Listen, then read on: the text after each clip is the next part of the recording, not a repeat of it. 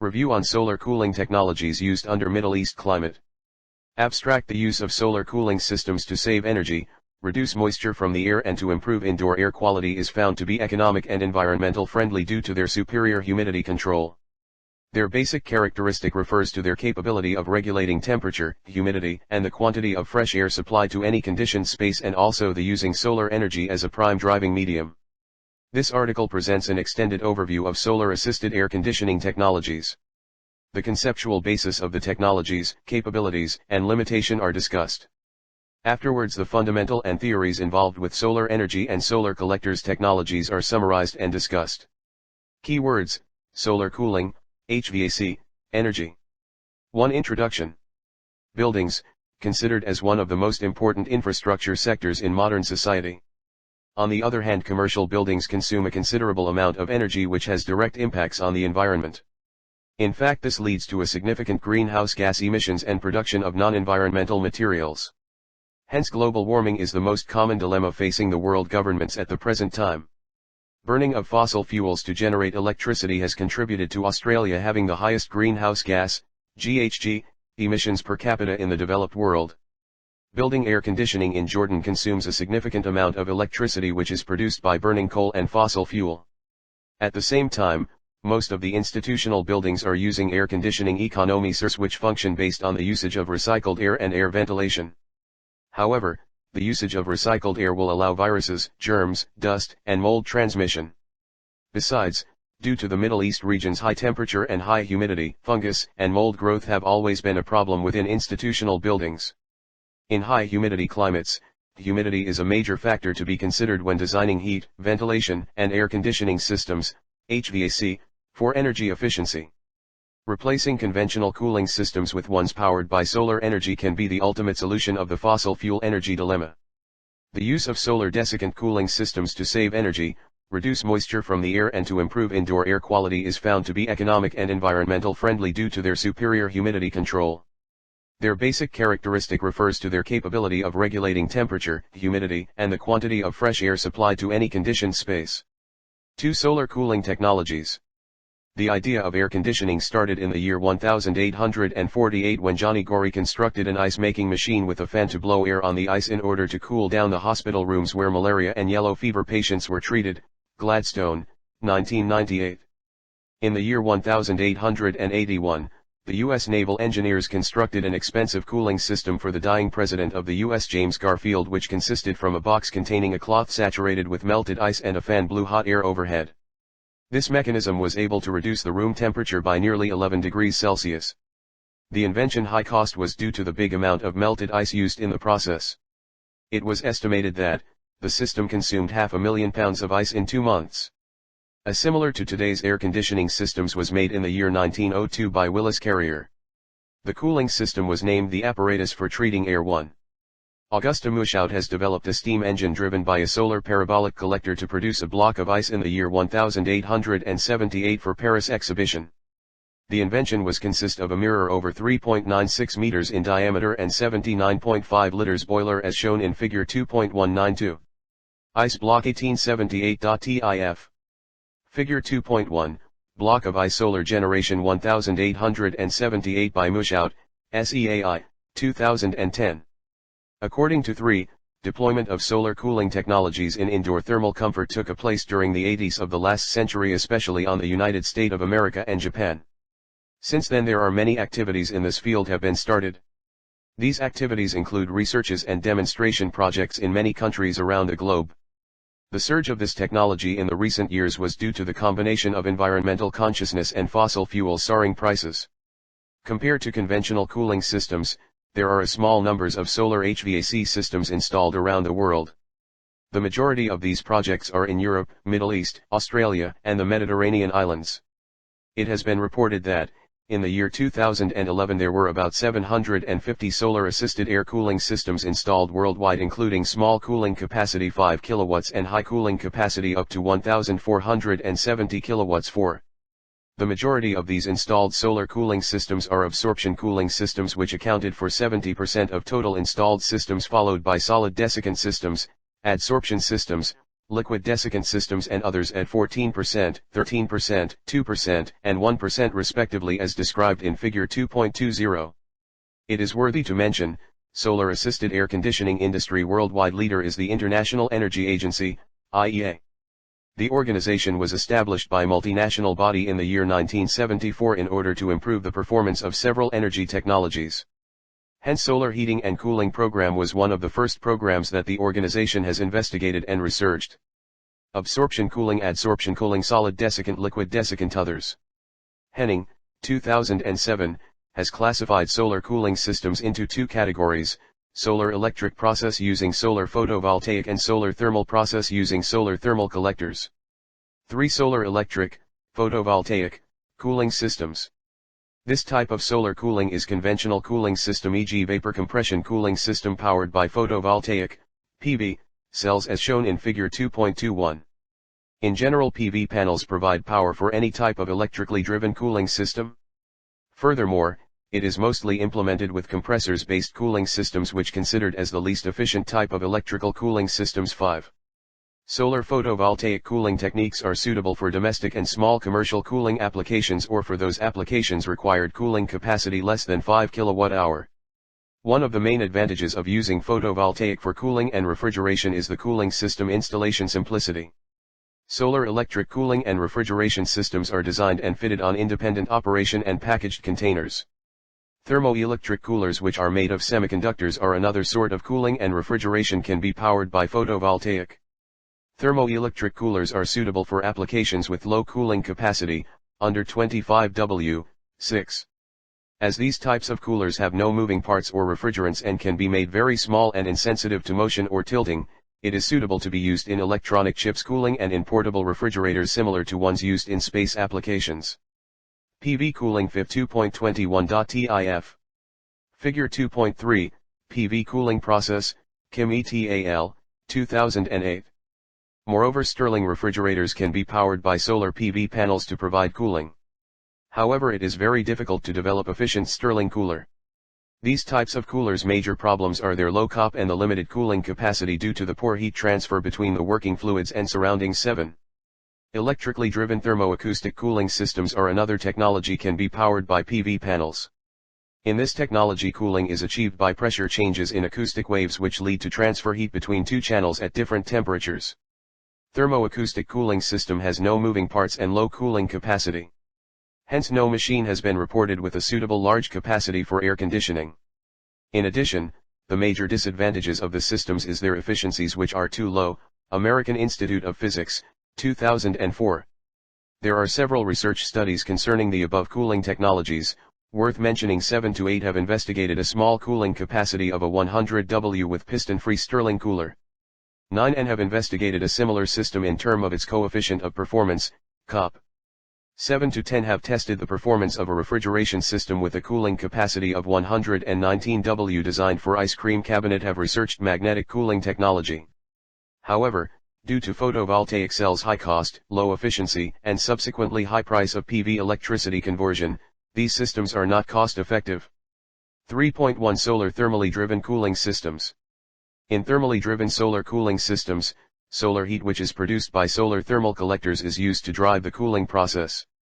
Thermally driven cooling systems have been used for many years, but they have been driven by industrial processes, waste heat. Lately, demonstration projects worldwide have proved the potential of using solar thermal energy to drive cooling process. Normally, solar thermal cooling systems are available on a very large cooling capacity. Nowadays, and due to solar thermal collectors decreasing costs and the increase in their efficiency, the challenge is to develop smaller cooling systems, under 10 kWh, as well as to improve systems performance.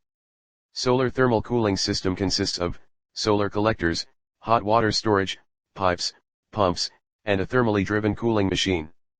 The cooling application driving temperature is normally below 250 degrees Celsius. The most common used solar collectors are flat plate collectors, evacuated tube collectors, and parabolic through collectors. According to 6, solar thermally driven cooling systems are classified into two groups: Thermo-Mechanical process group and heat transformation process group.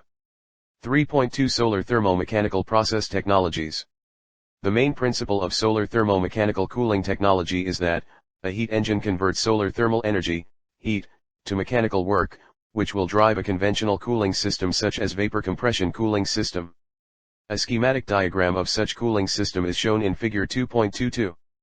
Thermo-Mechanical Figure 2.22.tif. Figure 2.4, Solar Thermo-Mechanical Cooling System, Kim et 2008. In this type of cooling systems, a thermal solar collectors convert sun radiation into heat. This heat is then directed into a heat engine to produce mechanical work. Then the mechanical work drives a vapor compressor to remove heat from a conditioned space. The most known cooling applications belong to solar thermo-mechanical cooling technology are Rankine cycle-based cooling systems and ejector-based cooling systems, steam ejector. Market available solar thermo-mechanical cooling systems are available in big cooling capacities.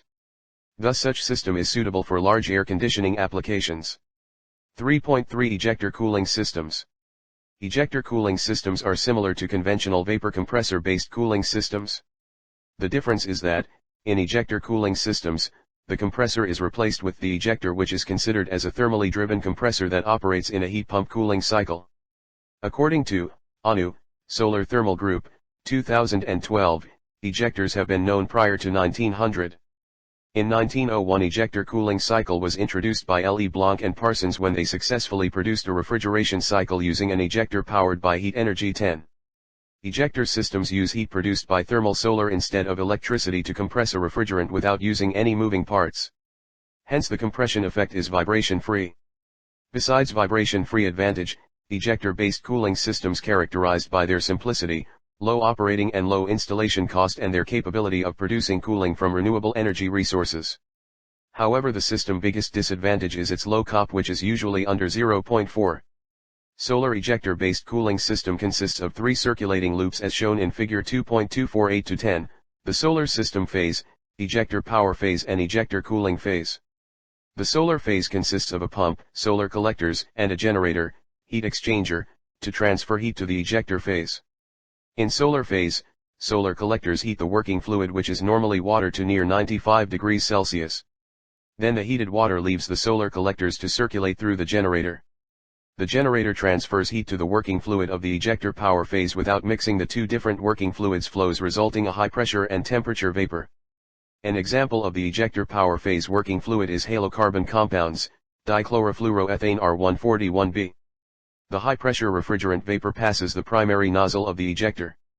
Then stream accelerates and expands through the ejector to create a low-pressure area. This partial vacuum created by the ejector part transferred refrigerant vapor from the evaporator. The evaporator pressure is then reduced and the refrigerant boils, causing a low pressure and temperature medium, Meyer et al., 2009. Over the years there are several research activities concerning solar ejector cooling systems in order to improve system performance using multi-stages ejector or hybrid systems. The first theoretical prediction model was carried out by. In the last decade, solar ejector-based cooling systems are investigated extensively due to their simplicity of construction. Have numerically investigated the performance of a solar ejector cooling system under Turkey climate. Has provided an overview concerning two-phase ejector cooling systems geometry, operation, and modeling. Have researched a vapor ejector performance taking into account ideal and real gas fluids. In Australia, the Australian National University, ANU, Solar Thermal Group, 2012, are investigating a high-performance solar ejector cooling system. 3.4 Heat transformation process cooling technologies. To reduce the primary energy consumption by cooling systems, solar thermal heat transformation cooling technologies should be considered. In this type of cooling's technologies, the produced heat by solar collectors is converted directly into cooling using thermally driven air conditioning systems. These systems are functioned based on a physical phenomenon of sorption process. In general, sorption refrigeration uses a chemical attraction between two substances to produce refrigeration effect. The main difference between heat transformation process cooling technologies and conventional compression cooling systems is the drive energy. In conventional compression cooling systems, the drive energy is electrical or mechanical, while in heat transformation process cooling technologies the drive energy is thermal energy, which easily can be supplied easily by renewable energy. Hence solar energy is the most available heat source for solar heat transformation process cooling technologies. In addition, this technology is categorized based on the way they control and deliver cooling into conditioned space. Accordingly, Solar-assisted air conditioning systems are classified into two types, closed systems and open system. 4. Absorption cooling systems. Absorption cooling systems have a great potential to save energy and to minimize buildings' gas emissions. It can be used widely in all kinds of newly constructed or existing older buildings. It is true absorption cooling systems is mature but still the most used system in solar cooling and refrigeration applications. Absorption cooling machines generates cold water from hot water which can be generated by solar thermal collectors. The thermodynamic cycle of absorption chillers is normally driven by heat source. In short, the main concept behind the function of absorption cycle is based on chemical attraction between two working fluids, the refrigerant and the absorbent. The refrigerant has a lower vapor pressure than the absorbent. Up to date there are two known working fluids used within absorption chillers, lithium bromide, LiBr, pair and ammonia, NH3, pair. Both working fluids have its advantages and disadvantages as presented in Table 2.6. In lithium bromide, LiBr, pair, LiBr is used as the absorbent while water is the refrigerant. In ammonia, NH3, pair, NH3 is the refrigerant and water is the absorbent. Chillers using LiBr pair normally produce water temperature between 5 to 8 degrees Celsius while chillers using NH3 pair are used in special industrial refrigeration and other applications required water temperature under 5 degrees Celsius. 11. Working pair. Advantages. Disadvantages. LiBr/H2O. Have a high kappa maximum of 1.2. Low operation pressure. Non-toxic. Corrosive. Need a vacuum. Crystallization possibility. H2O/NH3. Evaporate below 0 degrees Celsius. Inexpensive. Toxic. Need high working pressure. Need rectification. The function of the two types of chillers is similar to conventional cooling system where the role of a mechanical compressor is replaced by a thermal compressor which consists of an absorber, a generator, a pump, a condenser, an evaporator and a circulating valve as schematically shown in Figure 2.25. The absorption cooling cycle starts in the evaporator where the refrigerant evaporates in a low partial pressure environment to the absorber. The evaporation of the refrigerant will cause heat to be extracted from surroundings and cool down the chilled water. Then the gaseous refrigerant is absorbed into other liquid, the absorbent, which causes its partial pressure to be reduced in the evaporator and allowing more liquid to evaporate. The diluted liquid of the refrigerant and the absorbent materials is pumped to the generator where the mixture liquid is heated using heat source, solar and a backup heater, causing the refrigerant to evaporate and then condensed on the condenser, heat exchanger, to refill the supply of liquid refrigerant in the evaporator through a circulation valve. In absorption-based cooling systems, liquid circulating pump and the backup heater are operated by electricity. However, circulation pump's energy consumption is too small compared to conventional cooling systems' electricity consumption. 11 to 12. Absorption chiller Fig 2.26.tif. Figure 2.6. A schematic of absorption chiller, peak oil, 2012. Market available absorption cooling technologies is ranging from 50 to 200 kilowatts with coefficient of performance is ranging from 0.3 to 1.2 as illustrated in Figure 2.26. Moreover, there are two common types of absorption chillers, single effect absorption chillers and double effect absorption chillers. The choice of suitable chillers depends on the type and performance of the used solar collector. Single effect absorption cooling systems, cooling cycle driving temperature is ranging between 80 to 120 degrees C. Coefficient of performance is ranging between 0.3 and 0.8. Double effect absorption cooling systems, cooling cycle driving temperature is ranging between 120 to 180 degrees C. Coefficient of performance is ranging between 1.0 and 1.3. Double effect absorption cycle is not practical for refrigerants with low boiling temperatures such as ammonia due to the high working pressure. Single and double effect Fig 2.26.tif. Figure 2.7, Single effect and double effect absorption chiller COP, IJERT, 2009. The first absorption machine was developed in 1859 by Ferdinand Care using ammonia NH3 water refrigeration system. In 1945 Carrier Corporation developed the first commercial absorption cooling chiller cooling capacity. In the recent years there are increasing interests in regards searching absorption chillers. The technology has been reviewed by many articles. Among those researchers 10 to 12 who have reviewed strategies to define new approach and ways to minimize the cost of solar absorption cooling technologies. However, solar absorption chillers have its disadvantages. The most known disadvantages associated with absorption chillers are, they have a low COP compared to conventional systems, cannot be used on mobile services, subject to corrosion, and they have a very high installation cost. 5. Adsorption cooling systems. Adsorption cooling systems are known for their effective cold production, which can be easily powered by renewable energy resources. Adsorption chillers are similar to absorption chillers. However, in absorption chillers a solution is used to absorb the refrigerant, while in adsorption chillers the refrigerant is absorbed by the surface of a highly porous solid. The most known working pairs, absorbent and refrigerant, used within adsorption chillers is water/silica gel, water/zeolite, ammonia/activated carbon, or methanol/activated carbon. Market available machines are only using water/silica gel pair. Adsorption chillers as shown in figure 2.27 consist of two compartments where the internal surfaces are covered with silica gel. The sorbent, silica gel, cannot be compressed or pumped. It has to be alternately cooled and heated to be able to adsorb and desorb the refrigerant in a periodic process. The cycle starts when the same compartment is heated, regenerated, with the solar hot water at temperatures ranging between 55 degrees Celsius to 95 degrees Celsius. Then the refrigerant at higher temperature moves to the condenser where it is condensed, resulting waste heat that has to be dissipated. The pressure of the condensed water is then dropped using a throttle valve to the same pressure level of the evaporator. At that low pressure, the refrigerant receives enthalpy by the mean of the chilled water and then moving to the other compartment where the silica gel is regenerated by solar heat to complete the process. Adsorption cycle takes around 7 minutes and it begins where the refrigerant evaporates in the evaporator with strong vacuum resulting chilled water. Then the refrigerant moves to the other compartments which is containing regenerated silica gel, where it is adsorbed. Then the cool/hot water cycle inverts. Heat is then supplied to the compartment to regenerate the silica gel. The refrigerant becomes in pressurized vapor form, and moves to the condenser. The refrigerant condenses in the condenser and the waste heat, to be dissipated, of condensation is removed by cooling water. Liquid refrigerant is then sprayed back to the evaporator to complete the cycle. Adsorption Fig 2.25.tif.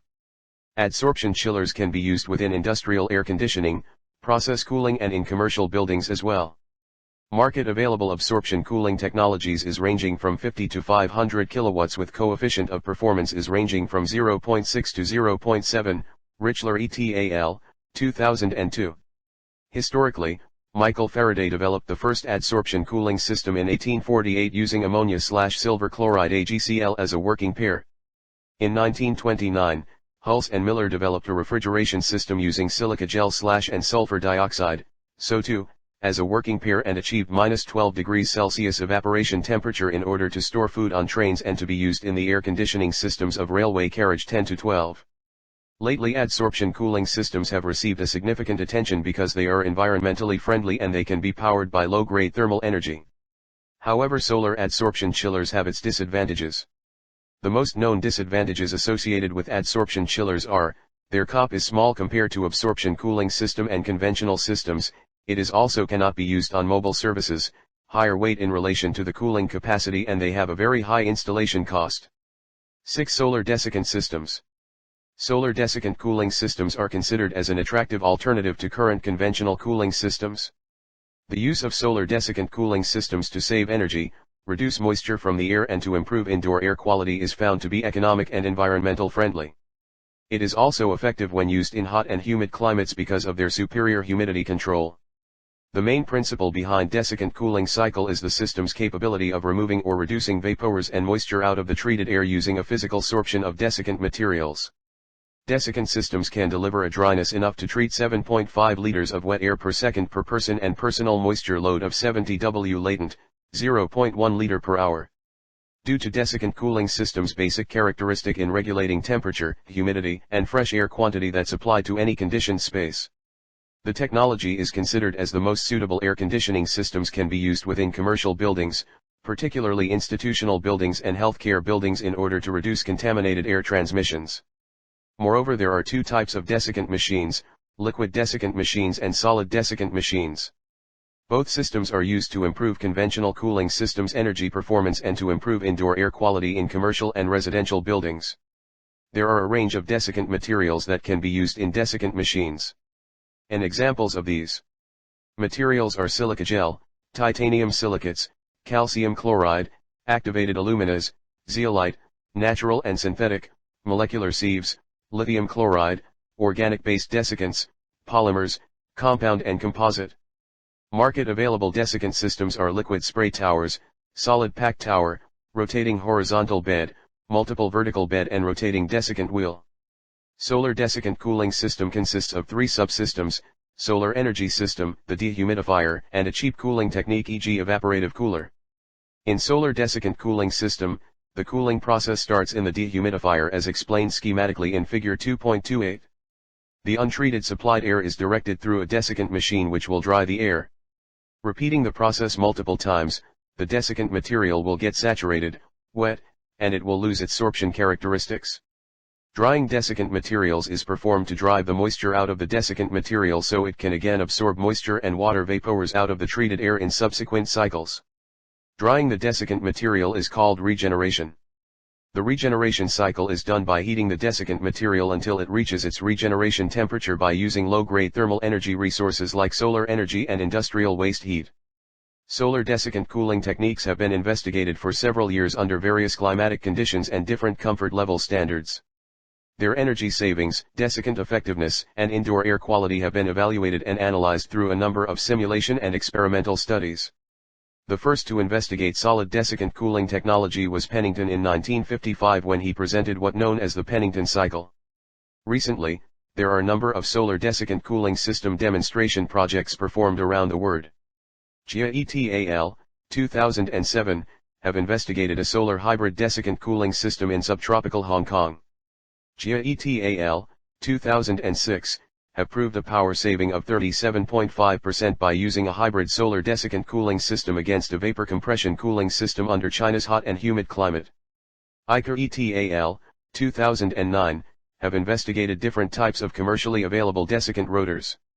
IJERT, 2012, have analyzed an experiment of cooling load profile in commercial building under Hong Kong subtropical climate using desiccant cooling principles. IJERT, 2012, have simulated a solar-powered desiccant-coated heat exchanger cooling system in Shanghai, China. IJERT, 2012, have presented a numerical investigation of a solar desiccant cooling system under the East Asian climates. Baniyounes et 2012c, have investigated the feasibility of the installed Central Queensland University's desiccant cooling system. Elizade, 2008, has tested a solar liquid desiccant cooling system under Brisbane climatic conditions. Goldsworthy et 2011, have analyzed the performance of a combined solid desiccant and indirect evaporative cooler.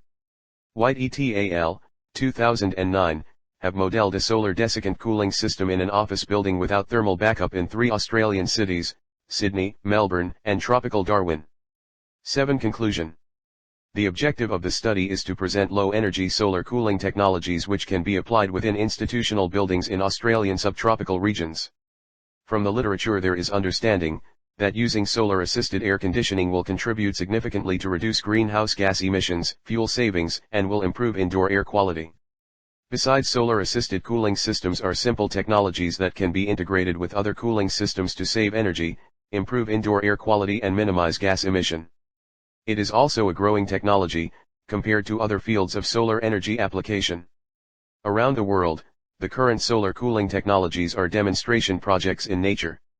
Research and development activities are concentrated in improving systems COP as well as making the equipment smaller in size and more affordable.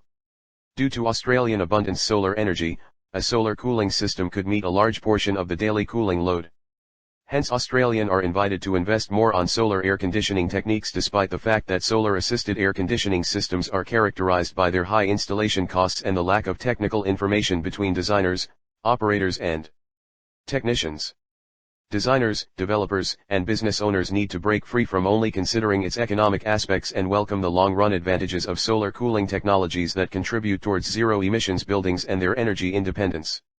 However, a reduction in solar cooling equipment's manufacturing prices as well as increasing in solar collectors' performance will enhance the system feasibility and performance.